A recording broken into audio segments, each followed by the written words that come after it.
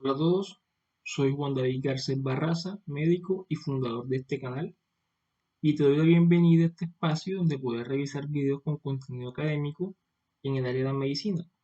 Te invito a que nos sigas en nuestras redes sociales, en YouTube, en nuestra página de Facebook como Doctor Juan y en Instagram como Doctor Juan 2020.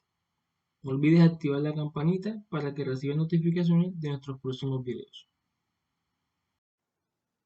El día de hoy hablaremos a partes importantes de la semiología cardiovascular, específicamente de los soplos cardíacos. Esta información ha sido tomada de los siguientes libros guía. Espero que te guste, así que comencemos. Podemos definir un soplo como aquel sonido originado por las vibraciones en el corazón o en las arterias. Estas vibraciones son debidas a turbulencias de la corriente sanguínea. Cuando esta vibración es muy intensa y puede palparse, se denomina frémito.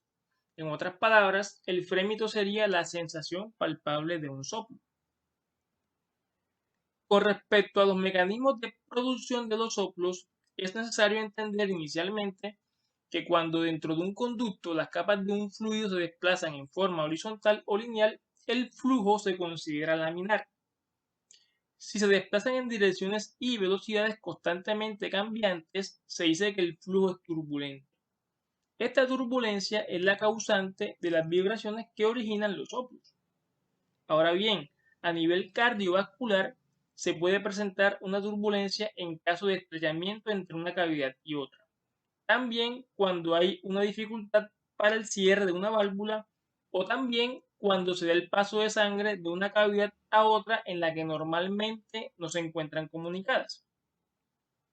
También existen factores secundarios no relacionados con la anatomía de las cavidades por donde pasa la sangre que afectan ya sea favoreciendo o dificultando la producción de una turbulencia. Entre estos factores podemos mencionar la viscosidad de la sangre y la velocidad del flujo sanguíneo. Cuanto menor sea la viscosidad de la sangre, como por ejemplo en los casos de anemia, y cuanto mayor sea la velocidad de su flujo, como por ejemplo en el caso de fiebre, ejercicio o hipertiroidismo, existe más facilidad para producir turbulencia, incluso en ausencia de daño anatómico a nivel valvular. Para poder comprender las características de los soplos, es importante que recordemos algo muy puntual del ciclo cardíaco. Durante la sístole, cuando los ventrículos se contraen, las válvulas auriculoventriculares se cierran, impidiendo la regurgitación de sangre de los ventrículos hacia las aurículas. Posteriormente, las válvulas sigmoideas se abren, permitiendo el paso de la sangre hacia las grandes arterias. Durante la diástole, las válvulas sigmoideas se cierran, impidiendo la regurgitación de la sangre de los grandes vasos hacia los ventrículos y posteriormente las válvulas auriculoventriculares se abren, permitiendo el paso de sangre de las aurículas a los ventrículos para que estos se llenen. Referente a las lesiones valvulares, estas pueden o bien dificultar el flujo sanguíneo que avanza, en este caso hablaríamos de estenosis de la válvula correspondiente, o bien permitir que la sangre regurgite hacia atrás porque la válvula no ocluye el orificio y entonces se habla de insuficiencia de la válvula respectiva. En cuanto a las estenosis valvulares, la válvula estenosada es aquella que no puede abrirse bien en el momento del ciclo cardíaco en que debería hacerlo. La estenosis sigmoidea dificulta la apertura ya sea de la válvula aórtica o de la pulmonar en el momento de la sístole. Se traduciría por un soplo sistólico. La estenosis auriculoventricular dificulta la apertura ya sea de la válvula mitral o de la tricúspide en el momento de la diástole y se traduciría por un soplo diastólico. En cuanto a las insuficiencias valvulares, la válvula insuficiente es aquella que no cierra por completo en el momento del ciclo cardíaco en que debería estar cerrada. Ese defecto de cierre permite que la sangre regurgite de una cámara a otra. La insuficiencia sigmoidea, que es causa de regurgitación de la sangre hacia los ventrículos en el momento de la diástole, se traduciría en un soplo diastólico. Y la insuficiencia auriculoventricular, es causa de regurgitación de sangre hacia las aurículas en el momento de la sístole, se traduciría por un soplo sistólico. A todo soplo hay necesidad de establecerle las siguientes características: localización en tiempo, localización en espacio, intensidad, propagación, tono y timbre. Según la localización temporal, los podemos clasificar como sistólicos cuando se encuentran situados entre el primer y segundo ruido, como diastólicos cuando se encuentran entre el segundo y el primer ruido, y como continuos cuando cabalgan sobre el primer y el segundo ruido. Hablando de los soplos sistólicos, estos a su vez los podemos clasificar en regurgitantes o soplos largos y en mesosistólicos o eyectivos o soplos cortos. Mirando la gráfica, es fácil concluir que el soplo pansistólico es un soplo largo y que el eyectivo es un soplo corto. En el trazado fonocardiográfico, que es el que ustedes ven ahí, es fácil apreciar si un soplo es pan o si es eyectivo. Auscultatoriamente no es tan fácil hacerlo, y cuando hay taquicardia, ello hace que se complique un poco más. Los soplos sistólicos largos son los que caracterizan a las insuficiencias auriculoventriculares. De hecho, se conocen por eso como soplos regurgitantes, y también a la comunicación interventricular. Estos soplos largos tienen un sonido uniforme por su imagen fonocardiográfica, ya que es pareja como si fuera una banda, o sea, en forma de banda.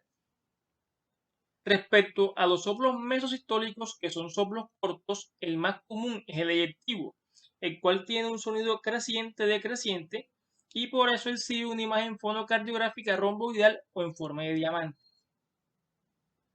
Estos soplos cortos también pueden darse al inicio de la sístole y se conocen como protosistólicos, o al final y se conocen como telesistólicos. Respecto a los soplos diastólicos, como el espacio de la diástole es más prolongado, se torna relativamente más fácil determinar a la auscultación si el soplo es proto, meso o telediastólico. Los soplos pandiastólicos prácticamente no existen. El soplo protodiastólico más conocido es el que acompaña a las insuficiencias sigmoideas, el cual tiene forma decreciente.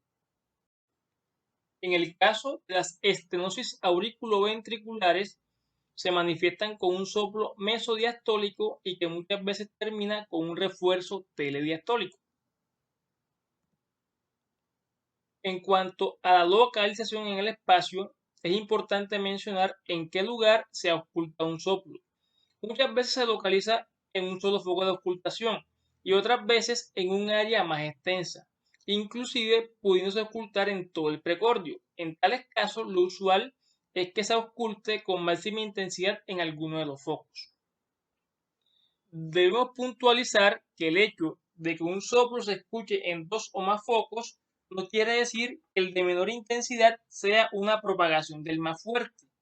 Podría ocurrir que fueran soplos ocasionados por lesiones de dos válvulas diferentes, pero si no se establece cuál es la duración del soplo en cada uno de los focos, no se podrá precisar esta diferencia.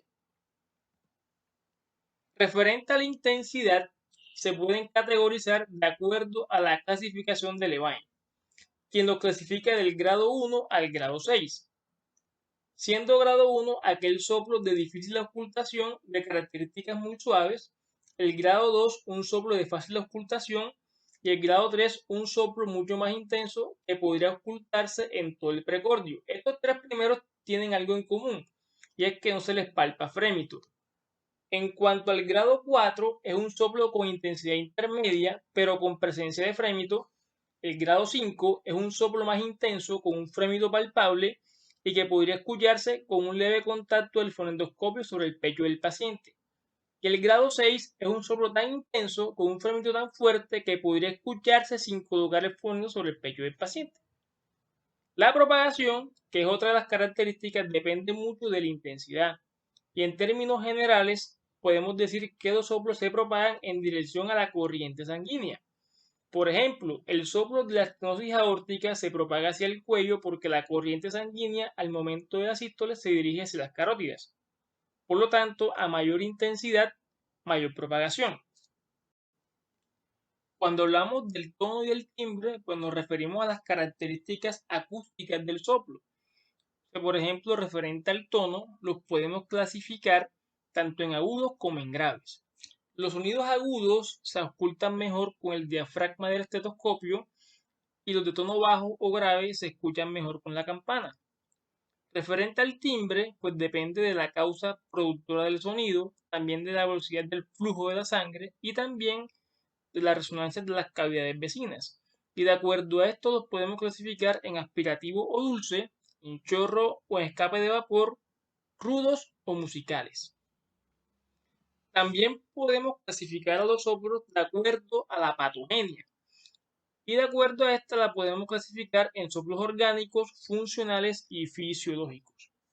Los soplos orgánicos son debido a lesiones anatómicas de las estructuras cardíacas, por ejemplo, a lesiones valvulares como la estenosis o las insuficiencias, también a comunicación anormal, bien sea entre las cavidades del corazón como la CIB o la CIA, o bien sea entre los grandes vasos como por ejemplo persistencia del canal arterial.